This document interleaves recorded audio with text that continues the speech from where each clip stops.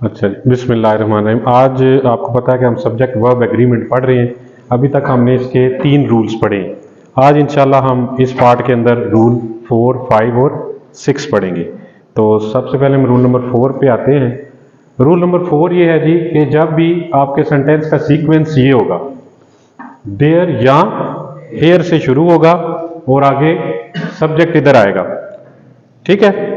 तो सब्जेक्ट के हिसाब से जो सब्जेक्ट होगा उसके हिसाब से आपका वर्ब आएगा।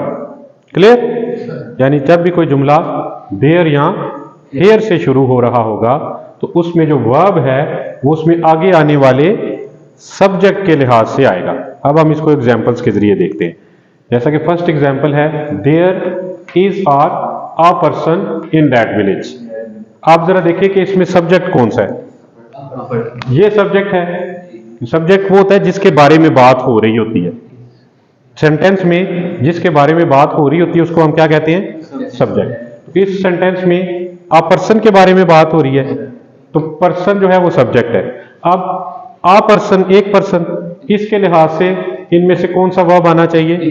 इज आना चाहिए। ठीक है जी, तो ये इज आएगा। ठीक हो गया।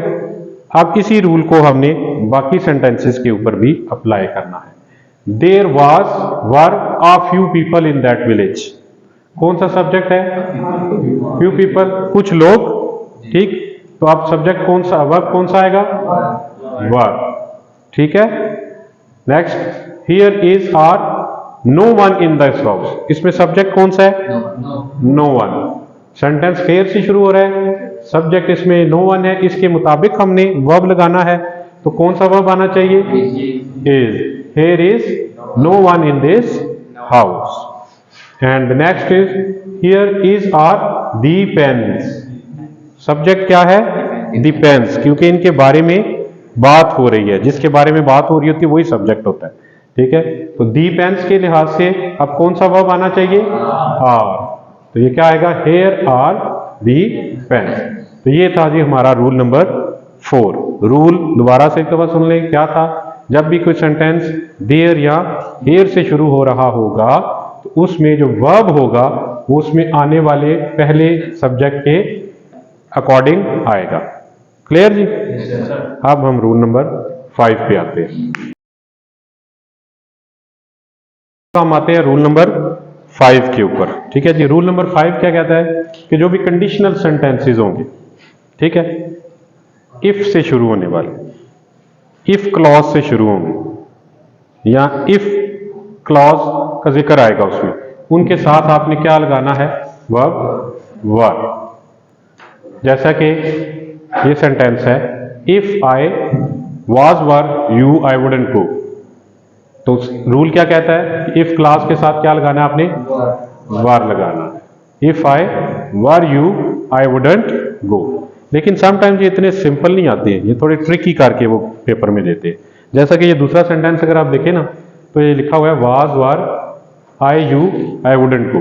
अब जरा अगर आप इसका उर्दू में तर्जुमा करें तो क्या आता है? करें जरा तर्जुमा। अगर आता है ना आपके तर्जुमे में, ट्रांसलेशन में अगर आ रहा है ना, लेकिन इफ इधर नहीं है लेकिन आ रहा है, इसका मतलब है कि ये इफ क्लॉज ही है। अगर मैं तुम होता तो मैं ना ही जाता, यही है ना। इफ आ रहा है लेकिन इफ फिजिकली इधर नहीं है, लेकिन वैसे वो मौजूद है इधर। समझ रहे बात को? यानी ये इफ क्लॉज वाला ही सेंटेंस है। इस तरह के आते हैं ट्रिकी जुमले पेपर के अंदर। तो ये क्या हो जाएगा? क्या आना चाहिए? वर। वर आई यू आई वुडंट गो, क्योंकि हमने ये पढ़ा हुआ है, रूल ही ये है कि इफ क्लॉज के साथ क्या आएगा? वर आएगा। समझ रहे बात को? तो इफ चूंकि फिजिकली इधर नहीं है लेकिन जुमले के अंदर वो छुपा हुआ है इधर, ये आप फर्ज कर लें कि इस जुमले में वो इफ जो है छुपा हुआ है, तो हमने इसके साथ वर ही लगाना है। Sentence number 3, if he was were the PM he would take the decision immediately. Simple were. लेकिन जब आप इसको उर्दू में तर्जुमा करते हैं तो आपके जहन में आता है कि अगर वो प्राइम मिनिस्टर होता, तो आप वाज पे टिक कर देते हैं। लेकिन रूल ये कहता है इंग्लिश लैंग्वेज में, ग्रामर में, कि इफ क्लॉज के साथ आपने क्या लगाना है, वर ही लगाना है, चाहे इधर जो सब्जेक्ट है वो आपका सिंगुलर ही क्यों ना हो। समझ रहे बात को? अब was were, she not at home, how would she call you.